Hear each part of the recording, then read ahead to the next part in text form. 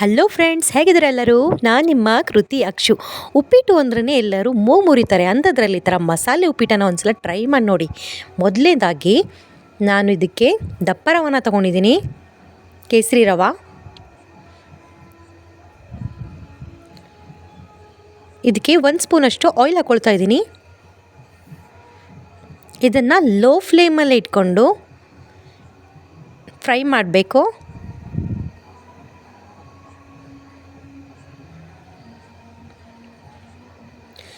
ಈ ರವಾನ ನಾವು ಎಷ್ಟೊಂದು ಹುರಿತೀವೋ ಅಷ್ಟು ಇದರ ರುಚಿ ಹೆಚ್ಚುತ್ತೆ.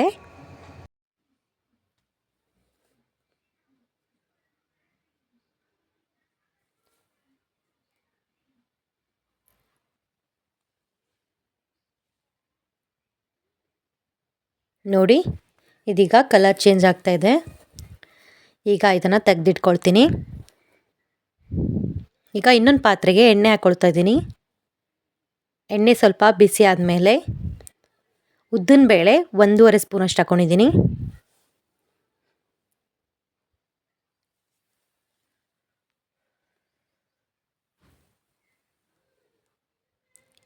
ಈರುಳ್ಳಿ ಚಿಕ್ಕದಾಗಿ ಕಟ್ ಮಾಡ್ಕೊಂಡಿದ್ದೀನಿ. 1 ಈರುಳ್ಳಿ ಹಾಕ್ಕೊಳ್ತಾ ಇದ್ದೀನಿ ನಾನು.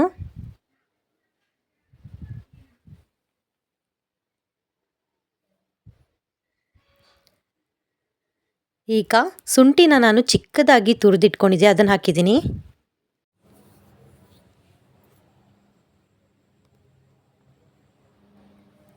ಹಸಿಮೆಣಸಿನ್ಕಾಯಿ ಹಾಕ್ಕೊಳ್ತಿದ್ದೀನಿ.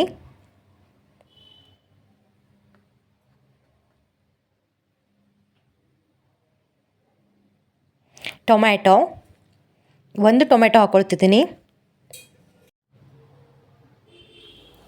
ಟೊಮೆಟೊ ಜಾಸ್ತಿ ಹಾಕಿದರೆ ಹುಳಿ ಆಗುತ್ತೆ.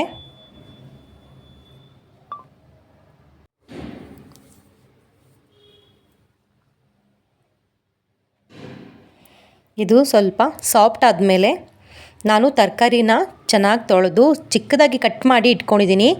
ಕ್ಯಾರೆಟ್, ಬೀನ್ಸ್ ಹಾಗೂ ಹಸಿರು ಬಟಾಣಿನ ಹಾಕ್ಕೊಳ್ತಿದ್ದೀನಿ. ನೀವು ಬೇಕಿದ್ದರೆ ಯಾವ್ದು ತರಕಾರಿ ಬೇಕಿದ್ರೂ ಆ್ಯಡ್ ಮಾಡ್ಕೊಳ್ಬೋದು. ಇದಕ್ಕೆ ಕ್ಯಾಪ್ಸಿಕಮ್ ಹಾಕಿದರೆ ತುಂಬಾ ಚೆನ್ನಾಗಿರುತ್ತೆ. ಇದು ಸ್ವಲ್ಪನೇ ಫ್ರೈ ಆದರೆ ಸಾಕು. ಇದಕ್ಕೆ ಅರಿಶಿನ ಹಾಕ್ಕೊಳ್ತಾ ಇದ್ದೀನಿ.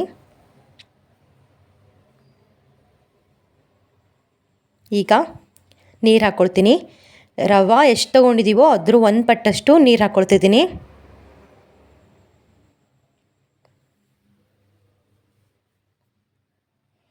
ಈಗ ಇದು ಕುದೀತಿದೆ.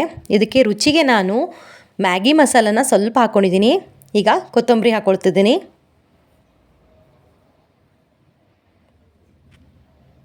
ಉಪ್ಪು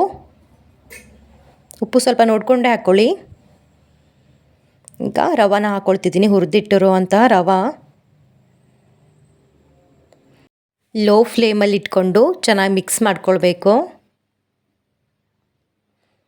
ಇದು ಹುರ್ಕೊಂಡಿರೋದ್ರಿಂದ ಗಂಟೇನೂ ಆಗಲ್ಲ, ಆದರೂ ಮಸಾಲೆಲ್ಲ ನೀಟಾಗಿ ಮಿಕ್ಸ್ ಆಗಲಿ ಅಂತ.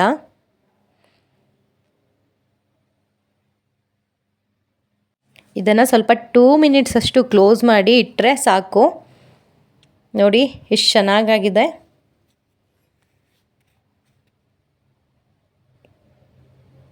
ತರಕಾರಿ ಜಾಸ್ತಿ ಬೇಯಿಸಬಾರ್ದು, ಅದು ಹಸಿಯಾಗಿದ್ರೇ ಒಳ್ಳೆಯದು. ನೋಡಿ ಎಷ್ಟು ಚೆನ್ನಾಗಾಗಿದೆ. ಈ ಥರ ಮಕ್ಕಳಿಗೆ ಟಿಫನ್ ಬಾಕ್ಸಿಗೆ ಮಾಡಿಕೊಟ್ರೆ ತುಂಬಾ ಇಷ್ಟಪಟ್ಟು ತಿಂತಾರೆ. ಯಾರಿಗೆಲ್ಲ ಉಪ್ಪಿಟ್ಟು ಇಷ್ಟ ಅಲ್ಲ, ಈ ಥರ ಒಂದು ಸಲ ಟ್ರೈ ಮಾಡಿ ನೋಡಿ, ತುಂಬಾ ಚೆನ್ನಾಗಾಗುತ್ತೆ. ಮತ್ತೊಂದು ರೆಸಿಪಿಯೊಂದಿಗೆ ಸಿಗ್ತೀನಿ. ಅಲ್ಲಿವರೆಗೂ ಬಾಯ್.